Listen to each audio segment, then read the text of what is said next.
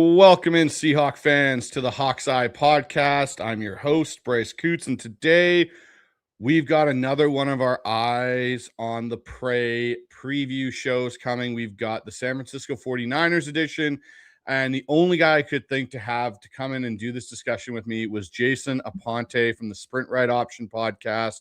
He also does a lot of work writing for the 49ers on SB Nation, as well as some other NFL teams.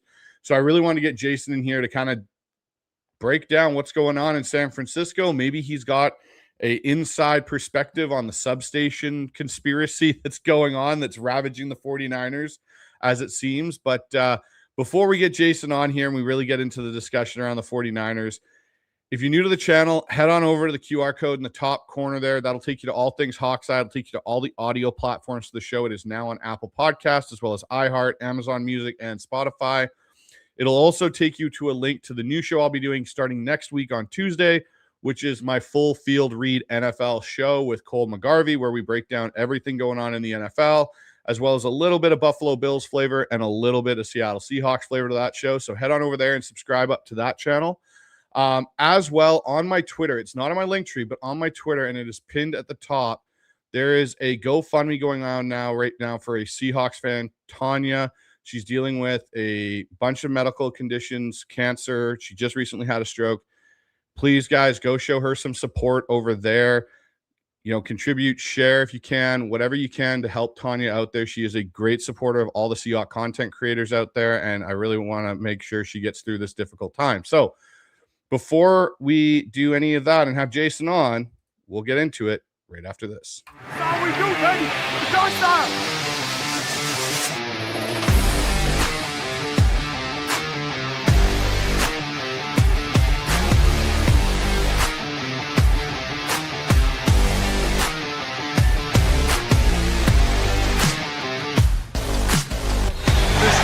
Seattle defense continues to have a night.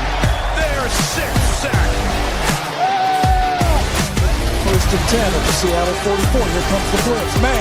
Purdy tries to throw. Ball comes out. Going the other way. Turning up the middle. Shannon right through. And he scores. Touchdown. Play faking him. Sanders going to roll left. Looking. Sam throws. Back in the end zone. Is it caught? Is that in? Touchdown. We did not care.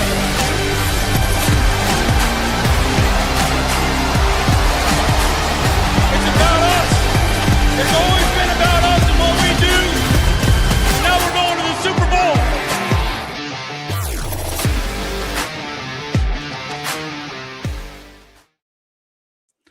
And let's welcome in our guest, Jason Aponte. Jason, I just realized, man, I haven't had you on this show since the new intro video was released, so I kind of forgot about all these 49er clips that are in that intro video. Not only all the 49ers clips, the Super Bowl clips, which were played in Levi Stadium, and I'm not going to lie, I feel a little set up. But hey, you know what? When you get to finish the job, you get to say whatever you want. So more kudos to you, man. Yeah, man. Well, it's been a while. I haven't had a chance. I think the last time you and me talked, I was actually on your guys' show over there, kind of previewing, I think, a little bit of that matchup coming up at the end of the year before the divisional round. But, man, what has kind of transpired in your realm over there with San Francisco? Like, it's kind of that seems like this team's stuck at a crossroad of what they want to do, whether it's, hey, are we still trying to compete for that Super Bowl, or do we need to start looking at potentially rebuilding some of this and resetting some of this going forward? Yeah, I mean, you know, obviously the substation jokes are what's right now at the forefront. And I think the injury stuff is a little bit overblown for this team right now, just because bumps and bruises don't exactly mean injury. Like, and I think the 49ers are kind of changing up the way that they go about things. Like, maybe in years past, if Christian McCaffrey was like, oh, I'm a little sore, Kyle will say, oh, rub some dirt on it and get out there. But now they're just like, listen, man, we're good. Just go sit off on the side. In terms of what you're talking about with this transition period, it is interesting that the core is kind of aging out. They still can compete for a Super Bowl. They just need a little bit more injury luck, which I'm not saying that everybody needs to be healthy, but God, we can't lose 35 players and all the impact players. But the whole changing of the guard thing has to happen with these draft classes. And, you know, luckily for us, they drafted Terrell Owens and Randy Moss and Dejon Stribling already. I've seen enough get them a gold jacket, so at least that's one place that they can start. But they're still in a good spot right now with the core that they have. They still have very productive, high-end players. It's just, what is this going to look like in a few years? So I think they're kind of putting it in the perspective of, we'll lean on our guys this year. We still, as long as we're healthy, and have Kyle Shanahan have as good a chance as ever to be a team that'll compete towards the end of the year. But they do need to get this figured out. But they're kicking that can at least down the road into the offseason while they can try to get the most that they can out of their vets. Yeah, and I think that's the interesting thing. Obviously, I think this is the best division in football. I don't think that's a very far-reaching thing to say, considering we've got yourselves, the Rams in here, us that just pulled off the Super Bowl. And I think last year might be one of the greatest divisional seasons ever for a division in the NFL. We had 3 teams finish with 12 above wins, and it went down right to the wire. So I'll ask you it this way. When the 2025 season ended for the 49ers in Seattle, I won't mention the score of that game, what did you think was the absolute thing or fix that needed to happen for the 49ers to not have something like that happen going into 2026? Speed on offense and separators, actual separators. I mean, Kyle Shanahan can get people open. I mean, Jawan Jennings has made an entire career being a receiver for Kyle Shanahan, in which, concepts that they run where it'll, like I posted a film breakdown on my Instagram because you really can't put them on YouTube or they get flagged. But it's a play from 2024 against Seattle in which you're bringing across in motion Kyle Juszczyk, and he's literally running a streak route, and it just makes Rick Woolen widen just enough that Jawan Jennings can sneak in there and be butt naked wide open. And that's the type of stuff that I'm talking about. But when you have a defense as good as yours last season, that stuff, it tends to not work as much. So they have to get speed. They have to be able to threaten people down the field. They have to be able to get natural separators, guys who, independent of Kyle Shanahan, can get themselves open. And they wanted it to be Ricky Pearsall. Unfortunately, injuries happen. He's out for the year. Mike Evans is going to be here as one of those guys that please just throw it up. And it looks like that'll be fine in terms of his rapport with Brock Purdy. But speed, you have to match your speed with their speed. And how can the 49ers go up against top-end defenses and still put them in a position where you feel as scared as you are? Like, going and putting up 40 on the Bears is one thing. Go ahead and try to put that up on, high-end defenses. I think that's what you really want to see from them. Yeah, and I think that's the whole thing is, can they start getting that back in this offense? And, I think my personal view, I think they may be a year away. Like, Stribling may provide some of that, but I look at Mike Evans. I don't know if Mike Evans is that guy. Deebo Samuel, I don't know if he's that guy coming back for another stint. But so as an offseason as a whole here, Jason, before we really get into the kind of the nuts and bolts of it, where would you grade this offseason for the 49ers? I gave it a solid B. And the reason being is you bring back 2 proven guys. You bring back Deebo Samuel and you bring back a proven guy like Mike Evans. And you feel good about the proven commodities, right? And I always kind of preach that with the 49ers is there's always this, I want to see what this guy looks like and he needs to get reps. This team sometimes in certain spots, they're not in a position to just start giving out reps to unproven commodities in the face of trying to win football games. So you can say what you want about the aging core and bringing in Mike Evans, who dealt with injuries and he's 30-something, and what does Deebo have left? That's fine. But so much of, if they didn't do any of those things, would have been trying to project what these guys are going to be. And projections are part of the scouting process, but the 49ers aren't in a spot where they have to compete with the Rams and Seattle by going off of projections. So I feel fine with the whole Deebo Samuel thing because he's proven, even before Ricky Pearsall went down, Bryce, I was banging the table like, we don't know anything about the receivers after Ricky Pearsall. And there was only 2 of them at the time because we didn't know anything about Dejon Stribling, even though, like I said, Terrell Owens, Randy Moss, get ready, you're going to get cooked, guys. But it's more about what do you know, what can you set your watch to? And I think that's really what the 49ers set out to do, was just kind of add some things that are formidable in terms of consistency, and then, hoping that the young guys come along. So let's take a look at kind of the layout of your guys' offseason here, Jason. It's kind of been quite a bit of movement. You sign Mike Evans, Deebo Samuel comes back. Trent Williams agrees to the extension. Greenlaw is back in the building. You also bring in Christian Kirk. What did you make overall of the free agency portion of the 49ers? Do you think they did enough to get themselves to at least on par with the Seattle and the LA Rams of the division? I think so. And the thing is, the Dre Greenlaw deal, it costs you nothing, right? And the Deebo Samuel thing costs you nothing.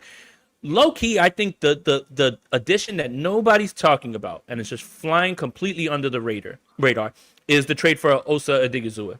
And the 49ers have been chasing the defensive tackles since DeForest Buckner and Eric Armstead left. And they've tried various things. They tried to sign Javon Hargrave. That didn't work out. You know, the Alfred Collins thing, he's got to put some good things on tape starting tonight because, unfortunately, you're too big to just be getting thrown around a few gaps like that. Like, it's just – and that wasn't in his game. It wasn't part of his game when he was in Texas. You couldn't move that guy. So, you know, the Osa thing now gives you a guy that, looking him up, had the most quarterback hits of any defensive tackle. That includes Chris Jones, right? And when he is paired with somebody off the edge who can actually get after the quarterback, he has been super successful. His best season was with Micah Parsons. Obviously, last year with Jadeveon Clowney. Clowney, you know, played all right. But the Osa Odighizuwa thing, I think we're going to look back at that towards the end of the season and say, man, why did they just give him away for a third-round pick? And why did they give him to the 49ers? Yeah, and that's the thing I would say is, you know, to your point about Alfred Collins, like when he came out, there was him and Byron Murphy, and I was like, okay, like Collins, I think can go be a bit of a plug wrecker for somebody where if he gets in there, and then when you guys drafted him, I went, shit, like he's going to eat a gap or two and really affect teams' run games, and then I've never seen it materialize, like not consistently at least. So real quick, Bryce, about Collins, because I know that you watched him. The thing is early on, we kind of wrote it off as like, okay, your pads are too high. Okay, like your pad level's too high, and that's why you're getting moved off your spot. What I was watching on the Tennessee game, and again, we have to give him a little bit of grace this season because he is coming off of a shoulder injury, and he just got back. Okay, but the problem is now the pads are fine. It's your feet. Your feet are off the ground now, like, and you're not anchoring, and you're too big.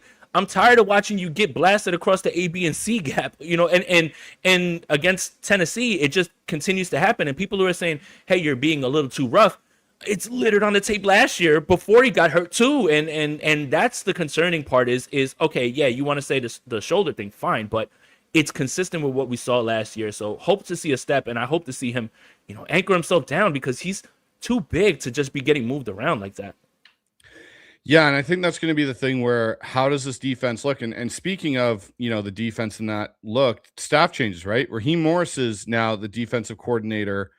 And, you know, obviously Clay Kubiak's the offensive coordinator. How much more say does he get potentially in it? Obviously with Kyle and what all he's dealing with. What did you make of them bringing in Raheem Morris? I loved it. Look, no disrespect to Robert Saleh. And Robert Saleh did the best he could with the sum of his parts. His defensive scheme is so vanilla. And it frustrates me to no end, right? Like at times. Like again, no Fred Warner, no Nick Bosa, right? I get it. But even with those guys there, his whole scheme is cover 3, front 4, go get it, and that's it. Like if you're not getting pressure with 4, you're not getting pressure. And I'm not saying that you had to start blitzing, but you should have blitzed a little bit more and tried to mix it up a little bit more. So with me, I know that Raheem Morris already is installing 5-man fronts, has a propensity. And again, if you watched last year, and I know that Jeff Ulbrich is the defensive coordinator, that's still Raheem Morris's philosophy and defense. So it's literally go after the quarterback and then try to stop the run on the way there, like that type of thing. And they did different things, and you automatically off the rip know that they're going to blitz more because they can't possibly blitz less, Bryce. It's almost impossible when you're at the bottom of the league. It's impossible to blitz less. I don't know how that makes 49ers fans feel. But I like the philosophy because no matter how much I have to give Robert Saleh credit for the sum of the parts of that defense, I am really excited for the fact that I know that Raheem Morris isn't just going to continue to do one thing over and over and over and continuously will try to add new wrinkles. So very excited to see what they do. And they've added some really fun pieces like Jaden Duggar to be able to do all of those things. And they're going to be able to move Jaden Duggar as a edge rusher, then a possible Sam linebacker, then, you know, maybe drop him in the coverage. There's so many fun things that they can do. And I think that's part of why they drafted him is because they have these plans for Raheem Morris, who's actually going to be here for, you know, more than 1 year aside from Saleh. You made it sound like Jaden Duggar is the next Nicky Manwari with all the things you want him to do in that defense. Let me tell you something. let me tell you something. That's exactly what they're going for. Like, seriously, I know. Bryce, the copycat thing, it's so true, right? Now, how does it work? Because Mike McDonald, and trust me, we're gonna get into Mike because I've got some things to say about Mike, man. Now, I'm a football sicko, so like as hard as it is for me to say like how good that defense is, it is a joy. Like if I rip the label off of the helmet, man, I'd be through the roof. But yeah, it's a copycat thing. That's what they're kind of going for, and I think it's not just the 49ers that are going to be looking for players in that way, because once you see something be successful, right? Mike McDonald's defense, I'm going to say, is akin to everybody literally copying Kyle Shanahan, Sean McVay, and all of those guys as well, too. That's exactly the type of ilk of coach and defensive scheme that's the opinion I have of Mike McDonald, that high. Yeah, I think, the comparisons initially when everyone's talking about Mike McDonald being the Sean McVay of defense, I think a lot of people were like, okay, yeah, sure. The more that even for me, I was like, that's pretty high praise. The more I've seen now of Mike, the more I'm like, yeah, he might be that guy. So looking at this draft class, Jason, you guys went and got Stribling. You got Romello Height, Black, Haddon. The one I really liked was Carver Willis. I think that might be a steal of where you guys got Carver Willis at, honestly. What did you make of the 49ers draft class? And what did you make of the potential or, conspiracy that they really wanted Jadarian Price, and unfortunately Seattle got him first? Yeah, no, maybe. I think so, maybe, but not. I don't think that high. But then again, look at Kalen Black. I think, honestly, Bryce, the trade back started when Dylan Thieneman just got taken off the board. And oh my God, I was screaming at my TV like, please, please. Or I was on stream with Andrew. I'm like, please, please, because I think that highly of him. I think he's going to be excellent. And then, Emmanuel McNeil Warren is sliding in this draft. And I'm like, please, like, let's address the safety position. And now, fast forward to August 20th, 49er fans are freaking out about Jair Brown, Marcus Siegel, and Malik Mustafa. So who would have thought you did need a safety? But I think it started there with the trade backs and everything. I'm not necessarily sure that they were in all that high on Jadarian Price, who I think is going to be a very good football player, by the way. But the trade backs started to happen, and then they still were able to land the guy that they wanted to in Stribling. And apparently, across the league, a lot of people had high opinions of Stribling. Not sure how much of that is the 49ers playing damage control and kind of throwing things out to national reporters to throw out there. Because I hear people saying, oh, he was the number one receiver on some people's boards. Yeah? Then why is Mekhi Lemon and all these guys going over him? Like that, it just doesn't jive with what people were saying. But the 49ers had a plan. They stuck to it. I just think the Dylan Thieneman stuff, when he wasn't there and they didn't get him, then things started to just be like, okay, let's stockpile some picks and let's fall back. So speaking of, we talked about the draft, talked about some of the additions. You did have a loss this year on your coaching staff, and he decided to move up to the Pacific Northwest and join the rival.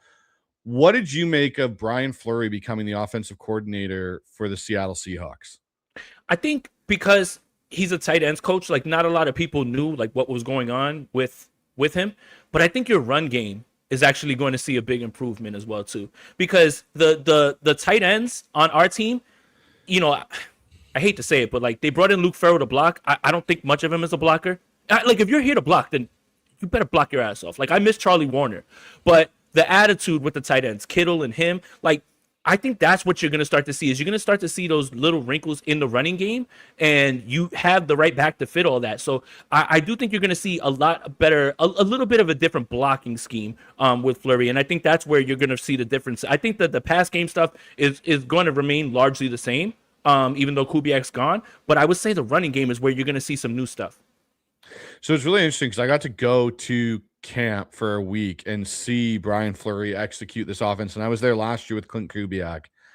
I feel like it's one of the way I would put it is I got a feeling with Brian Fleury, there's going to be, obviously to your point, the run game. Like I saw gap power stuff, and that's not a lot of stuff that we saw with Clint Kubiak last year. Like they dabbled in it, but they never really made it a staple. It seems like there's going to be much more of a balanced blend approach where, yes, we want to be wide zone, but we can come back and kill you on the inside the minute you overcorrect.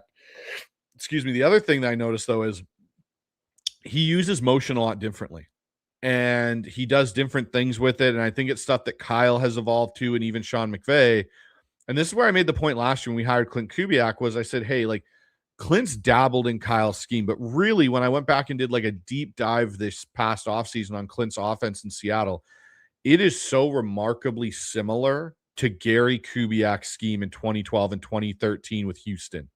Like, and then going and now watching what Brian's brought in with what he's doing on offense, like, okay, now we're in 2026 now with what Shanahan has done to this offense. And there's some really cool wrinkles that he has. I think he might have a better pocket drop back passing, conceptually built scheme than what Clint did. Like, Clint did some nice things, but I think Brian Fleury might bring more flavor to it. He might spice that dish up, and especially in the run game. It'll be very interesting to see. But the thing I was also going to ask you, have you watched any Hard Knocks?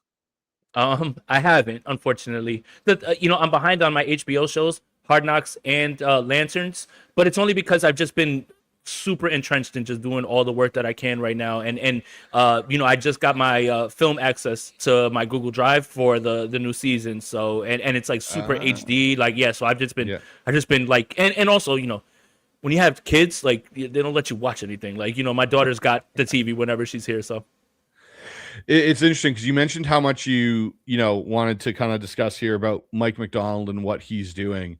I think the biggest thing I've taken away from Hard Knocks isn't the defensive mind of Mike Macdonald. It's actually the head coach and the leader version of him that I don't think a lot of people understand how Seattle has been so quickly able to turn this around. And after seeing the first 3 episodes, it's like, oh, this makes total sense on why this has happened. Alexa, turn off. Sorry about that. Yeah, look, that's the stuff that we don't see. That's what's so cool about Hard Knocks is you can have someone go to press conferences and give quotes and stuff like that. And I think Mike McDaniel's a phenomenal quote, like when he's at the podium. But what does it look like when you're in it, right? Like, and how you're coaching it. So I'm glad that you're starting to see that. Me, when I'm talking about Mike Macdonald, because I haven't been privy to any of that, it's I can tell that he's a very good head coach, right away, because you get in there when you take a defense from bottom to top not with you guys, but I'm saying with Baltimore, and then you do it again in Seattle. Yeah, it's you. I mean, you're picking personnel, and obviously you need dudes. You're not exactly winning out there with Jimmys and Joes. Like, you've got dudes, but the defensive scheme, right? Like, it's just like the way that you're able to stuff the run with nickel and the amount of, like, we dare you, try it over us, try it over our heads. Like, we have the speed to get back. Like, all of that stuff. Again, people love to take, and like you said, Duggar is a little bit more of a Eamon Worry type, where like he's a Swiss Army knife.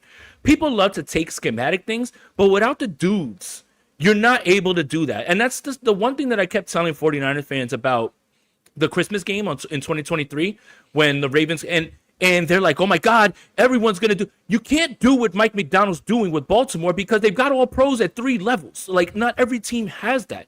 So you have to have the dudes to do it. But he did it so quickly. Like, he got there. You guys make the playoffs, or we're close to making the playoffs, win 10 games, and then boom, Super Bowl. Like, you don't have to watch Hard Knocks to know that he's a great head coach, but the defensive scheme, man, it's absolutely on par with the Shanahans and the McVays. Like, you are the guy that people are going to be stealing from now.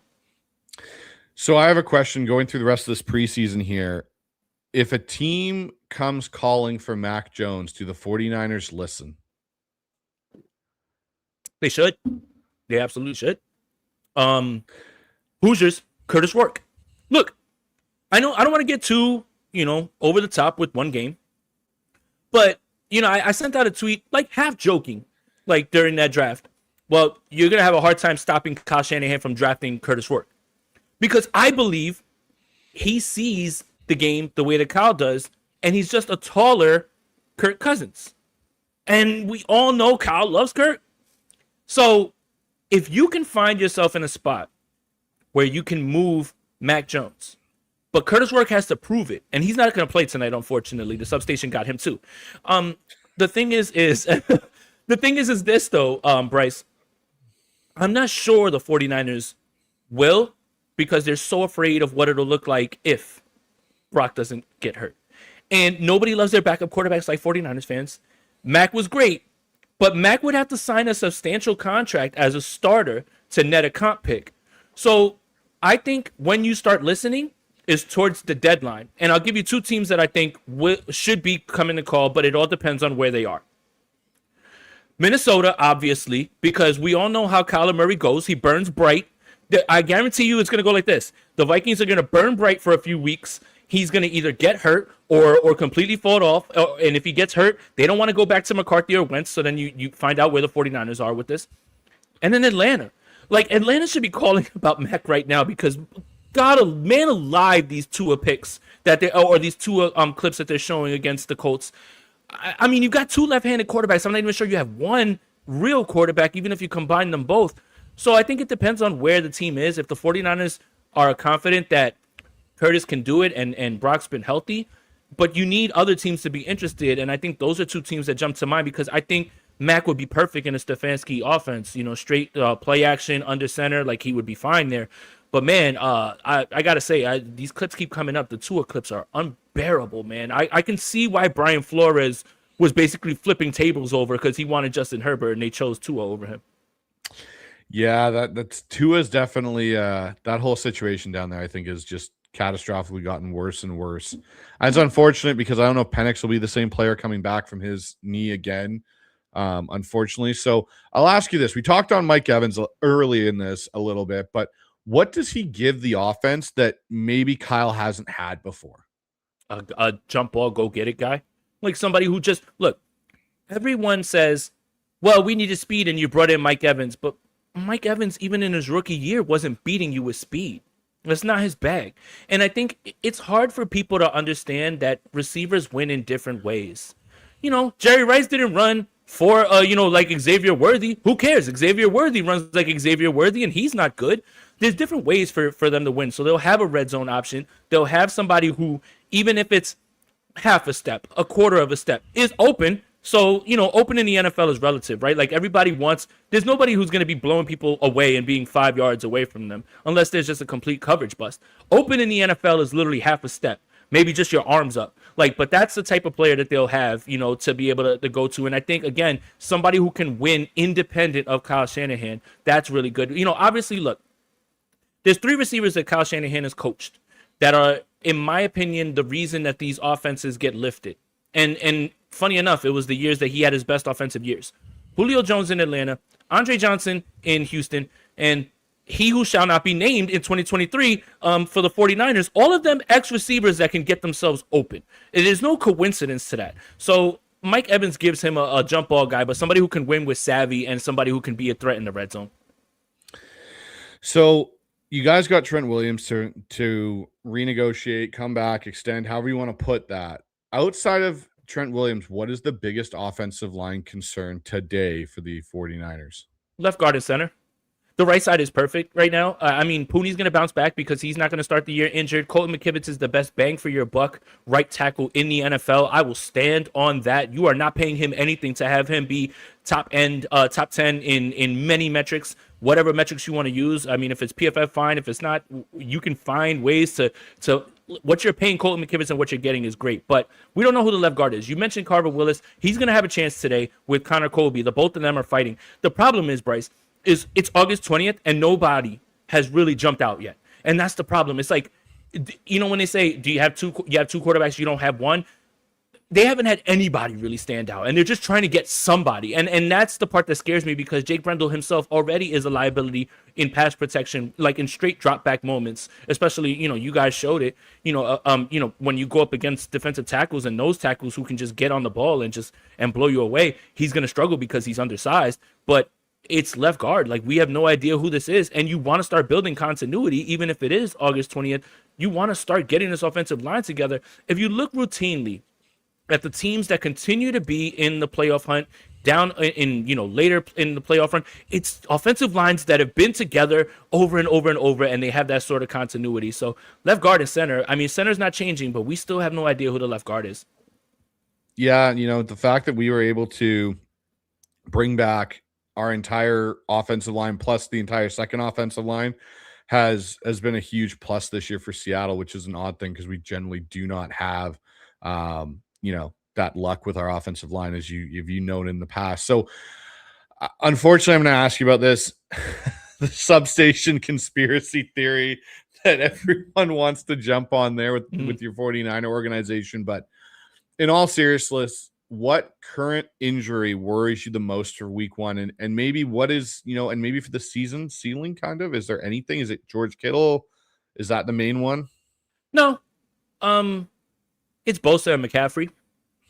Just because if Nick Bosa isn't Nick Bosa, oh baby, we've got problems on this defense. Because Michael's not gonna start on PUP. So Osa's gonna be if your leading pass rusher is a defensive tackle, generally that doesn't translate to success for you. But if Bosa isn't Bosa, and the reason that it makes me nervous isn't because I think anything's necessarily wrong. It's we've seen this before. So go back 2 years with Christian McCaffrey, and they're like, oh, it's a little tendonitis, out 10 games. Like, when we distrust what we hear, it's because of things like that. It's Bosa and it's McCaffrey. The reason that it's Bosa and McCaffrey is because McCaffrey is the engine, right? And I'm still afraid of relying on a 30-year-old running back who just had 450 touches to be the engine. But hey, I don't make those decisions. But without those two, oh baby, it really gets scary. And I think again with Fred, I'm not, Fred's back because if we would have played one more game, Fred would have probably played in that NFC Championship game, so he's ready to go. But with Kittle even has a chance to play in Week 1, which is ridiculous. Yeah. Even though I got a chance to get a little bit of an insider quote from Steve Mariucci, who said, "I spent time with Kittle. I doubt he'll be ready for Week 1."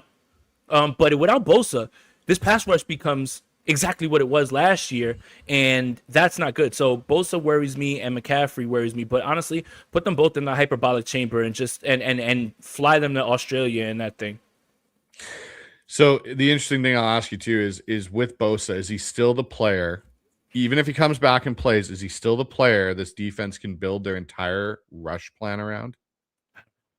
I don't know, and that's a scary proposition. Just based on the knee injuries over and over, right? Like this, it's 3 ACL tears, if I'm not mistaken. Apparently, the tendonitis that he's dealing with is from the first ACL tear in high school.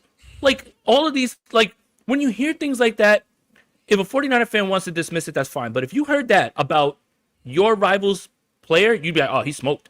Like, oh, like he's in trouble. It's on the downside. The problem is that they are relying on him, and if he's not, there is no 1-for-1, way to be able to bring somebody in to help. Like, sure, Keon White's a rotational guy, and you hope Michael can start to develop as a pass rusher, and you drafted Romello Height to be that situational pass rusher. But my goodness, this defense just looks completely different if 97 isn't 97. So here's the last question I'll ask you here, Jason. Between these two teams, last year they split the regular season meetings. Does one team sweep it this year? No. Better not. But no. I'm gonna do the diplomatic thing, and the same thing with the Rams. Even after they got Myles Garrett, I believe the 49ers win Week 1, which is going to be. I hope Aaron Donald comes back too. Like I really want Aaron Donald to come back. I think the 49ers win Week 1, but then the Rams get them later on, and then I think we get you once, and I don't think it'll be in Seattle though. Like that's a little bit of a tough give, but I think we get you once as well too. But it's going to be, if we get you, it's going to be one of those nasty, like 17-14, like 16-13, like just knock down, drag them out. Who makes a play at the end of the game type of thing. And then it always just feels like Seattle always has one of those games where they just kind of railroad us and there's nothing you can really do about it. Like the divisional game, like as soon as the kick goes the other way, I'm just like, what? That was fun. It was really nice to like really think about going to the NFC Championship, but I've never seen a game be over that fast right off the bat you could tell that the game was over because Kyle calls that ridiculous fullback option on 4th down, and I'm just like, oh man, they're like he's just frazzled right now. So yeah, I think we split. The 49er fan in me, they wouldn't let me back in 49er land if I predicted that. So I've got to at least say that it's going to be a split. I've said for this season so far, I think the first matchup we play you guys is the one I think the 49ers have the best chance to win. Yep. And the reason I say that is it's early. You could probably be the healthiest at that point, given you guys this track record of losing players throughout the year. And it's the opportunity early enough to take advantage of Brian Fleury and him still getting accustomed to being the play caller and all those things. Going up against Kyle, who's going to know how he wants to think and do things, that's going to be, I think, the best opportunity. That's the thing, and that's what I said about last year. And people thought I was being dramatic because I started watching you guys in preseason, and I'm like, oh my God, he's not even being vanilla on defense in preseason. Like, he's showing all this stuff, and now this is what they're gonna bring in. And I'm like, thank God this game is in week 1. Because they're not all the way set right now. It's like, if the first time we meet them is later on in the season when they get things rolling, God help us. So I was happy that game was set up that way, because I agree with you. The thing is when you start to get that ball rolling defensively, and that'll be with more reps and down the end of the season, the harder and harder it becomes to beat you guys. Yeah, it does. So, Jason, I'll give you this opportunity. Is there anything you want to ask me about the Seahawks that you're kind of curious about? Yeah, I want to ask you about Jadarian Price, because I feel like last year, I don't know if Kubiak watches your show, but he turned the whole thing over to Kenneth Walker. And, oh, wow, look at Kenneth Walker. But I want to ask you about, Jadarian Price and like the stuff that's coming out about not catching the football or anything like that. That sounds like slotted a little bit for the Kenneth Walker thing. Zach Charbonnet's on PUP. Like, what do you think the plan is? Because investing a first-round pick in a running back in this economy, it would have to be one of those guys that you're gonna force feed the football to, right? Yeah, I think so. Here's kind of the wild card in the whole situation with the running back room is, when does Charbonnet come back? Because I got to see him work out on the side, and he looks like he's doing stuff. To be honest, he looks like he's a month ahead of where I think they projected him to be. The other one is Emmanuel Wilson's the wild card, and he's such a different runner than the rest that I think he's going to fight in there for carries. And Brian Fleury's come out and said, like, our game plans are going to be set for 2 to 3 running backs. The best way I can describe watching Jadarian Price move at practice is it's like watching, and you'll appreciate this, it's like watching how Sean Alexander used to glide in his prime, but in Nick Chubb's body. Yeah, because he's a thumper. So when he moves as gracefully as Sean did, right? Like, get in and those cuts, nice and smooth, get the hips, and then he finishes a run like he's Nick Chubb. So, like, the linebacker comes around, scrapes, gets and he puts a shoulder and drives through. The whole catching and all that's so overblown. Like, I watched the dude catch swings and wheel routes and, seams and everything, and the dude's got good hands. Like, he's going to be a threat out of the backfield. His biggest obstacle to being the 65% back on most plays is the pass protection. That's where his struggle is right now, is understanding pass pro.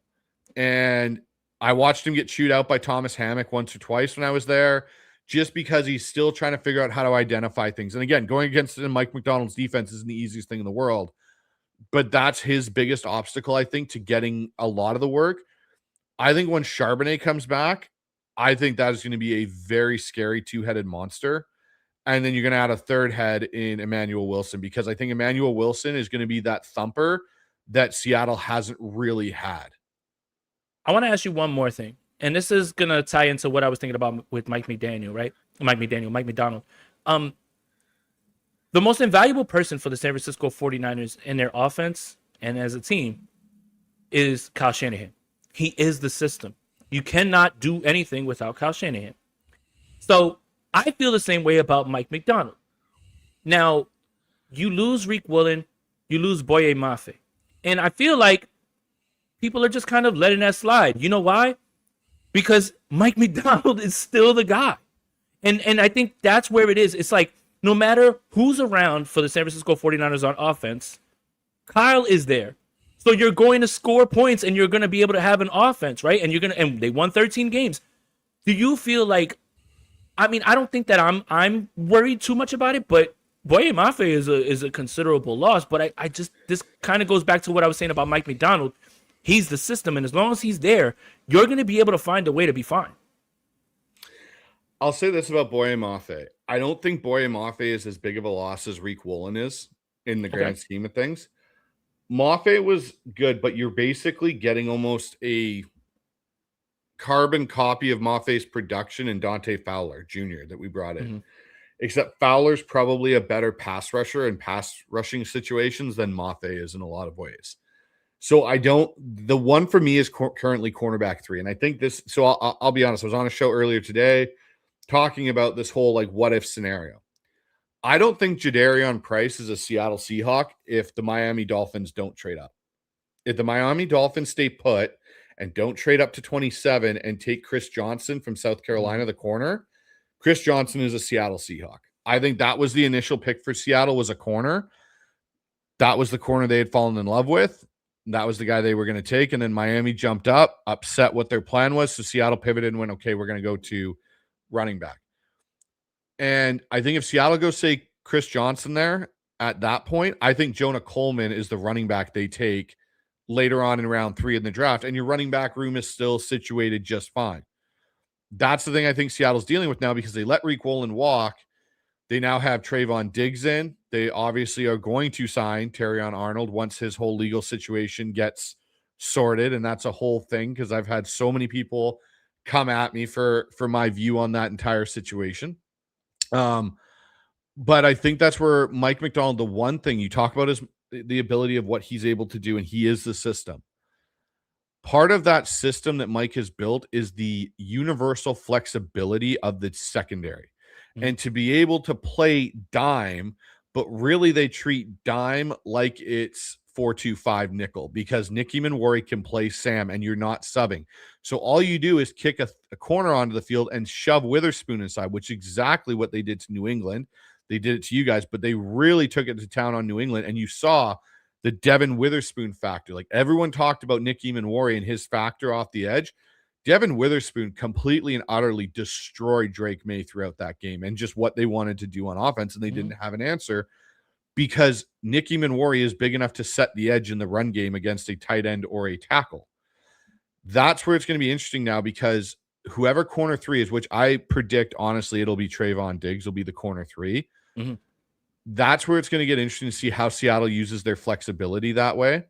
I think Seattle's biggest weakness is their lack of depth outside of their top 4 edges. That might be the one thing that if they come out of the preseason and they don't like that 3rd or 4th or, kind of that edge, don't be surprised if Seattle does not go shopping for an actual edge, not just we'll go shopping for just a guy. No, like, we need someone that can come in here if we lose someone that can still contribute. And that doesn't mean Max Crosby.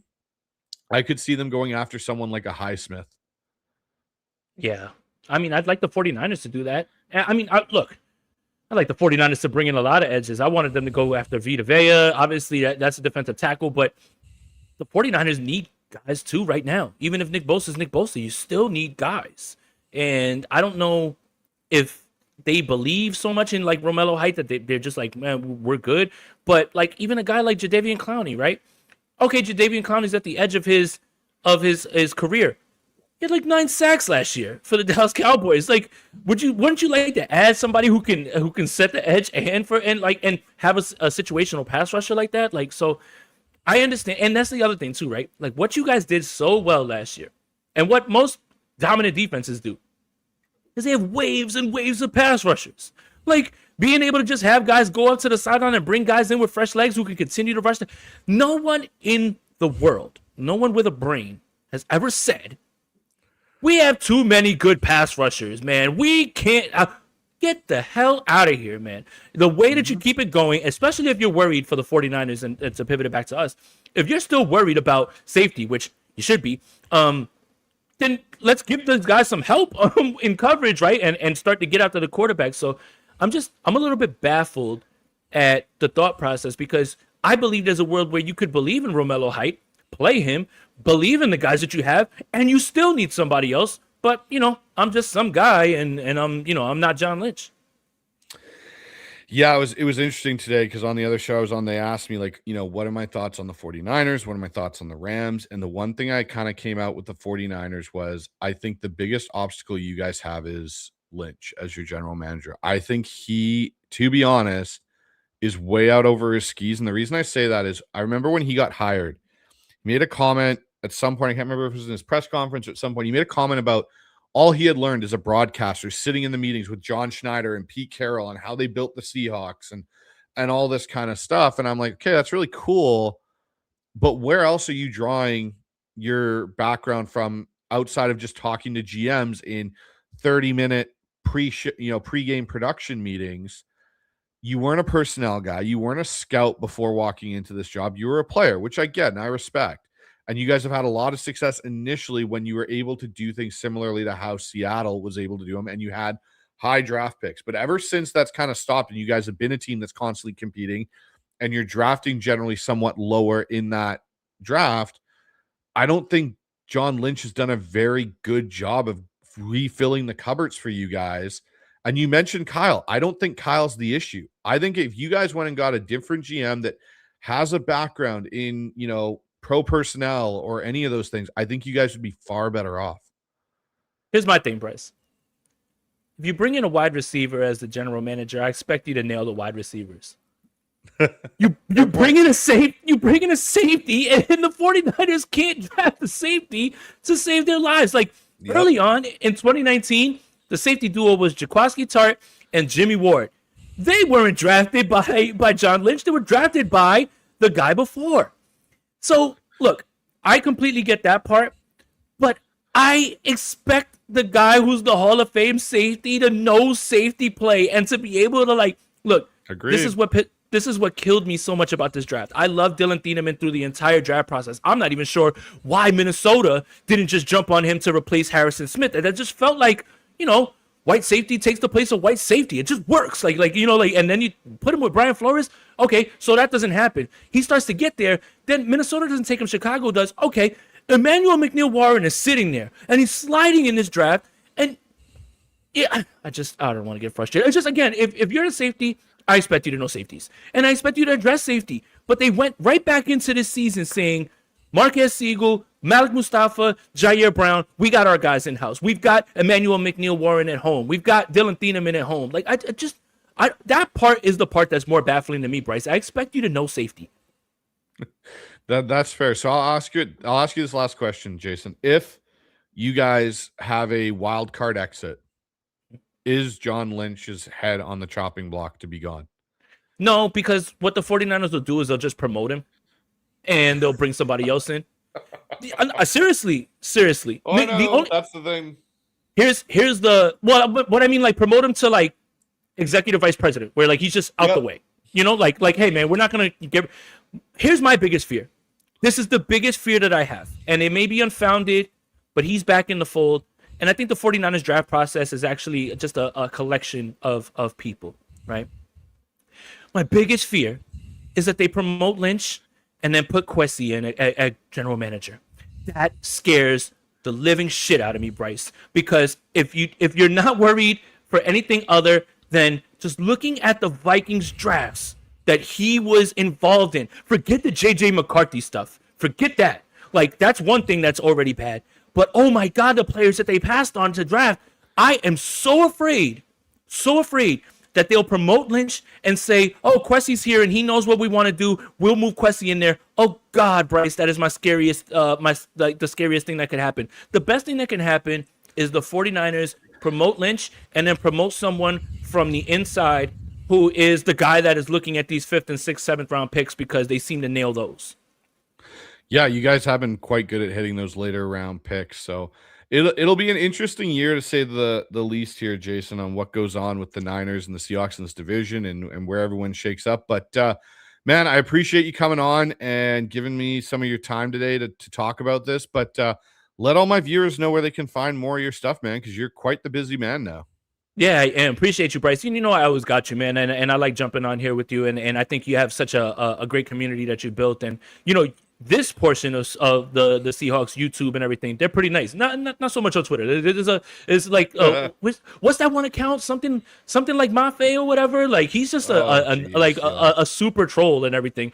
But yeah, shout out to my people that are watching as well too. Thank you guys for keeping it respectful as well, man. Appreciate that. We always want to make sure that we handle ourselves with class. So on YouTube, Jason Aponte, Niners Nation is where you'll find my writing on the 49ers. You can follow me on Twitter at Jason Aponte 2103. Mostly shitty posting on there, but doing coverage for the Saints, Vikings, and Steelers on top of everything else. So just staying busy. We'll get into the swing of things. And shout out to everybody who's going to be watching NFL football today. You got Hoosiers everywhere. 8 o'clock, you will get to watch the Heisman Trophy winner go up against the Houston Texans for an entire half. And then you're treated at 10 o'clock Eastern time, 7 o'clock West Pacific Coast time to Kalen Black toting the football. Big Hoosiers time right now. So actually, I got an interesting super chat in here for you, Jason, to answer. It's from Kick Up. Goes, Jason, welcome to the Hawkseye. Question: would you trade Pearsall for a fourth if an offer comes your way? Well, I'm not sure if anybody's going to give a fourth for a player who just unfortunately, just can't stay on the field. Here's the thing with Ricky. If Ricky wasn't a good football player, I really would just chalk this up to somebody who's glass. But the problem is that when he's on there, he's very good. He's a great receiver. I think he can run routes phenomenally. The problem is that the 49ers are not giving out any second contracts to anybody, thanks to he who shall not be named and the guy before him, Deebo Samuel. So either way, next year is Ricky Pearsall's last season as a San Francisco 49er, one way or unless he goes Justin Jefferson on the world. That's the only way that they could even think about bringing him back. Unfortunately, they're going to lose him for nothing. I'm not sure anybody's going to give up a fourth, though, for somebody who's so injury prone. That's a fair point. And the last thing I'll ask you, dude, is what did you make of the new Spider-Man movie? What? Oh, my God. All right, look. Real quick, just quick synopsis, because I have a lot of thoughts and everything as well, too. First of all, before this movie came out, Tom Holland was already my GOAT Spider-Man. And I think that people are really still holding on to nostalgia when it comes to Tobey Maguire. Notice I didn't mention Andrew Garfield because those two movies are abhorrent. Okay. But I will say this, this Spider-Man movie has heart, made me feel like, I don't know what it is about Spider-Man fans, or maybe it's just specifically me.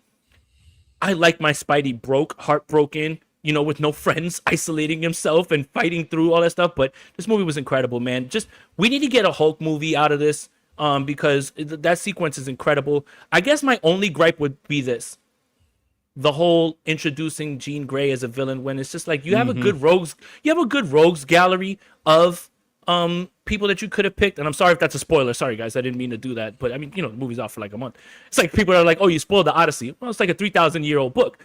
But like I love Toby. The villain thing would have been a little bit different for me, but I thought it was great. And I think, the next time we see him, which will be in Secret Wars, it should be pretty exciting. And I will say this, Spider-Man 2 is still the best Spider-Man live action movie. Unfortunately, I like, as much as I love this one, it's still the best. I think, to be honest, for me, this past movie to beat Spider-Man 2, it would have needed a Spider-Man rogue villain to be the main villain and not Jean Grey. Because I just find that whole thing. And then now that they've released who's in the X-Men kind of casting so far, I have reservations about how they're going to do X-Men. I think this could not end well, really, from what we've already had in a way. So it'll be interesting to say the least. I truly enjoyed it. I put it as the number 2 Spider-Man movie behind Spider-Man number 2. I like the suit. I like just the struggle he has to go through. So it'll be good. Now I can't wait for Matt Reeves' Batman 2 to come out. That's the next thing for me on the next wait list. Please don't talk about that. I put it like this real quick, Bryce. 2 things. 1, an entire Dune trilogy is going to be wrapped up in the entire time that we haven't gotten a second Batman movie. The film that was described as unfilmable is about to come out with their 3rd movie before we get Batman 2. Okay? That's 1. 2, I'm very hopeful for this X-Men movie for one very simple reason. Who they casted for as Rogue. 49er fan, Indy Navarrete. Come on down, shorty. I'm really excited about that. I don't know if she's going to have the accent and everything, but I will tell you this. I have put in my application to apply to be Gambit in these movies. Let's see. I think you'd be a good Gambit, man. I think you'd got it down. Yeah, I mean, well, I would have to... I think that Channing Tatum's leaning into the over-the-top, Cajun accent and everything as well, but I would work on it for her, I promise. Well, Jason, man, I appreciate you always stopping by and talking ball with me, and I'll definitely have you back on for the matchups this year with the 49ers, man. So take care of yourself, and we'll talk to you next time. Appreciate you, man. See you later. All right, guys, that was Jason Aponte joining us here on the show here for the last half an hour. But before we get out of here, guys, just a couple things. Obviously, Seahawks news. Seahawks signed Trayvon Diggs. I think it's a good move. I think it's going to be interesting to see what happens with Julian Neal. I think that's a direct correlation more so to what's going on with Julian Neal than it is Terrion Arnold. They're obviously heading down to Nashville to do the joint practice with the Titans, so it'll be interesting to see how that goes, as well as the game on Sunday at 5 o'clock. So I will definitely have a post-game show following that. And obviously a couple other things. Devin Witherspoon obviously signed his extension, so that's now done. 6 years more for Devin Witherspoon, which I think is awesome. Jadarian Price back practicing. Hopefully we get to see him in this game. I'm not holding out hope for it, but maybe. So, yeah, outside of that, guys, this has been a bit of a day for me. Obviously, I had one show earlier. Now I got another show later on tonight with Seahawks Syndicate. So 5:30. So in 90 minutes from now, you guys will be able to see myself, Dan Viens, Mookie Alexander, and Brandon Kane are all back together. We're going to be doing kind of a roundup of what's transpired in the last few weeks since we were at Seahawks training camp. We're obviously going to talk about Terrion Arnold. We'll talk about, Trayvon Diggs and what this means for the Seahawks cornerback room. I will have some different takes on what's going on with Jalen Milroe. So all that stuff will be coming up here, guys, in the next 90 minutes. So if you haven't, and I'll do this one more time, head on over to that QR code. That'll take you to all things Hawks Eye. If you like what you've seen on this, make sure to subscribe on YouTube. Doesn't cost anything. And as always, stay loud, be proud, and go Hawks. See you later, everybody.